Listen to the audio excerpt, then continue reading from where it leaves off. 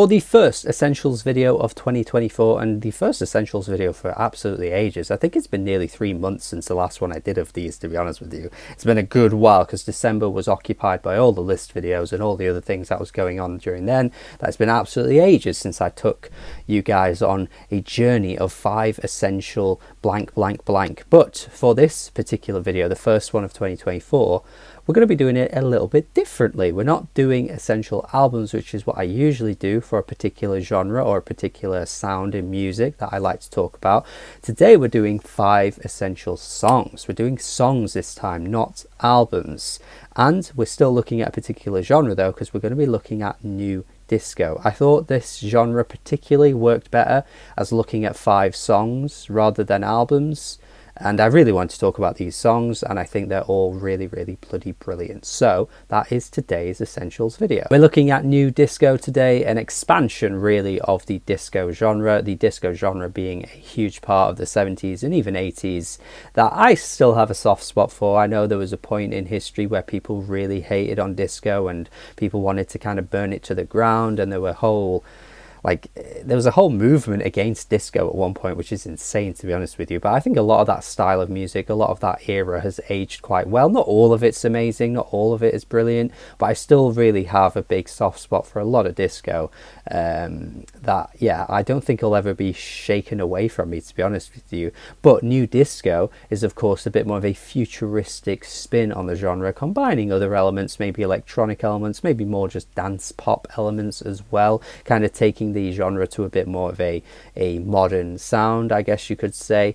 And yeah, I think new disco needs to be labeled a little bit more towards this more recent era of this disco revival. We're seeing a lot of artists that get branded as disco, or disco is coming back with certain artists. Dua Lipa was one, Roisin Murphy, Kylie Minogue, Jessie Ware as well. I would argue that honestly a lot of that newer era, that newer sound could really be more labeled as new disco, and I think we're throwing disco around a little bit too easily.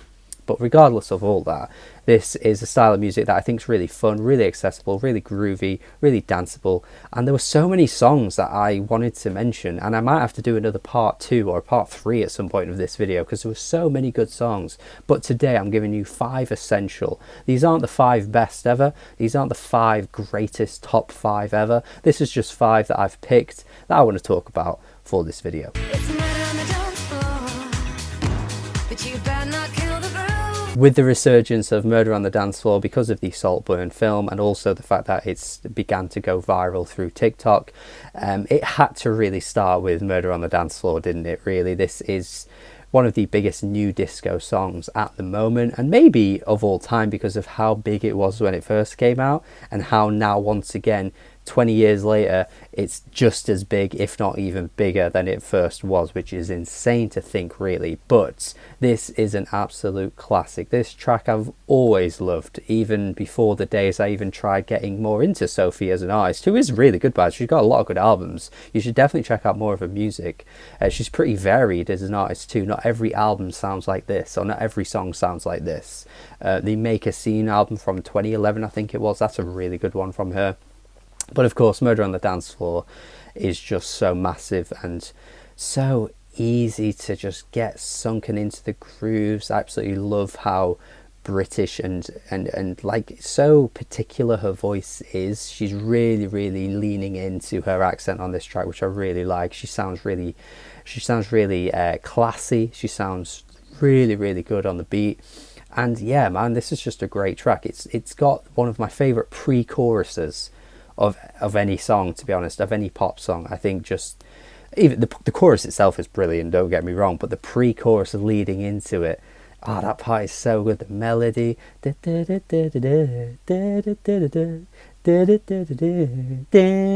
part is just so bloody good, and then the bridge of the track is fantastic too. The instrumentation is to die for. There is no real surprise that this once again has seen a resurgence, even if nobody really saw it coming, but it just is such a timeless track and just perfect for this genre of music. It's brilliant.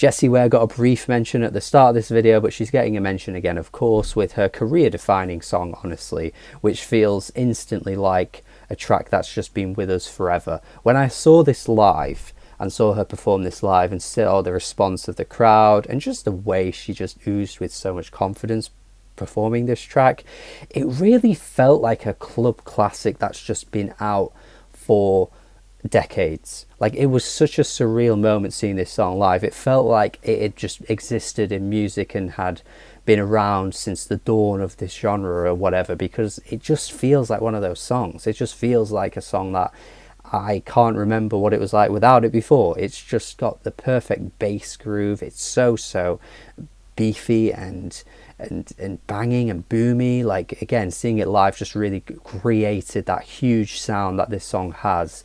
The vocals just feel so classic as well. She's so sultry, she's just sexy on this track. God damn, it is just an absolute classic. And yeah, it feels weird to say that considering it's only been a few years old, but it feels like it's up there with the rest of the classics of this genre. It's such a strange track. She really created something pretty special with this one. And it's honestly a huge moment in her career as well, to completely shift her sound and go for this and nail it on your first go. Like, this is what I mean. It just feels like we've had this song forever. It's an absolute banger of a tune. The disco vibes really do feel like they're kind of indebted to kind of like club sounds as well, dance club sounds, but it's so good.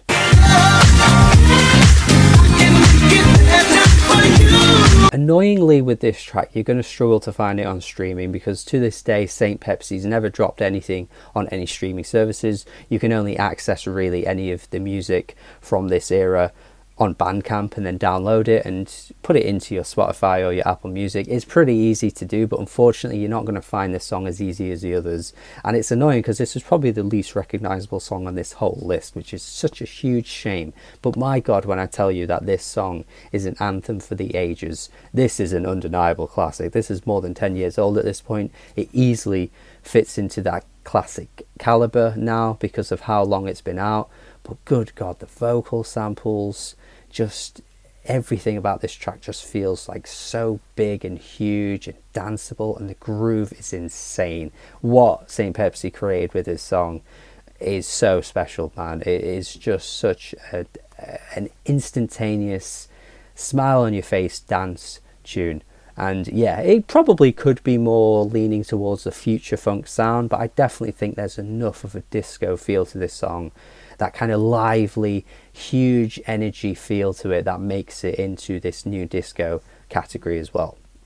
And it wouldn't be here if I didn't at least believe that. So yeah, absolute wonderful track, wonderful artist from an insanely incredible album that's super underrated, but maybe due to the fact that it is harder to access than your average track. But yeah, you can still get it on YouTube, you can still find it pretty easily, but seriously, get this one downloaded and add it to your dance playlist because it fits in perfectly. You make me love you, baby. I have not spoken enough on this channel about Jamiroquai, man. These guys are one of my biggest soft spots in music. I absolutely love so many of their songs. Like, seriously, these guys were absolute legends of the game. If these guys saw the success of Maroon 5, the world would be a much better place, because there's so many similarities between the lead singer and Adam Levine, and yet this guy is just way less annoying than Adam Levine, basically. Maroon 5 catching strays in this video unnecessarily, but it had to be said. Jesus Christ, so many tracks I could have included for this. You could even mention tracks like Canned Heat, or maybe even Virtual Insanity, but I don't think they quite have that disco lead rhythm that Little L has. This track is so bloody clean, man. That slick sounding production is just so good. It sounds just like the smoothest thing you've ever bloody heard.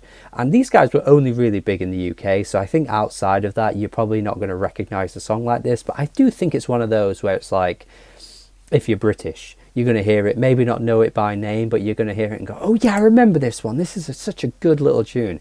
It's so bloody good. The vocals are just fantastic. The chorus, the way it kind of repeats and the refrain kind of comes back around, it's so good. Yeah, I had to mention this one, man. Jamiroquai, I've always had my heart, and Yeah, Little L is an absolute new disco essential.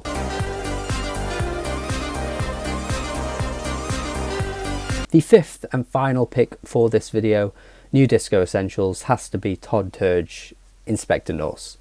This track, man, is everything Daft Punk fans want to see, really. It has all the makings of your typical Daft Punk tune. It's spacey, it's futuristic, it's got a vibe that you can't really capture anywhere else. The only thing it lacks really is those typical vocal samples that you might find in a Daft Punk song. But honestly, anyone that's a fan of like Justice or any of that kind of French house stuff, you're getting a lot of that with this Todd Turge song, but it's just kind of a bit more of a kind of like the journey of a track. It really takes you through different passages, and the different melodies that pop up, the different sounds that pop up throughout the track is really good too. It never gets old, despite the fact that it's a really long song, to be honest. It's like, what is it, 6-7 minutes by the end of it? I mean, it's the longest song on this entire list easily, and yet you don't really feel bored by the end. It's just such a great spacey tune, and yeah, I just feel like Todd Turge needed recognition for this video, because this is an absolute essential for the new disco wave that takes things in a bit more of that futuristic sound, like I've already mentioned, but still feels indebted to the classic days of disco. It's just really expanding on that and taking the sound even further in a journey that you weren't really expecting. And these are my 5 picks for new disco, the essential picks. Of course, there are many more that I wanted to include, and maybe will include in future videos if I do a part 2 of this, for you know, if I consider doing that in the future. Of course, you can let me know in the comments what you would have picked if I've missed off something really obvious. But even still, these are the ones I wanted to go for today. And yeah, let me know what you would choose. Let me know if you have heard these songs, what you think of them, if you agree with me. Check out my Patreon as well. You can request future videos in this series, so please have a look into that. And also, you join my Discord immediately as well.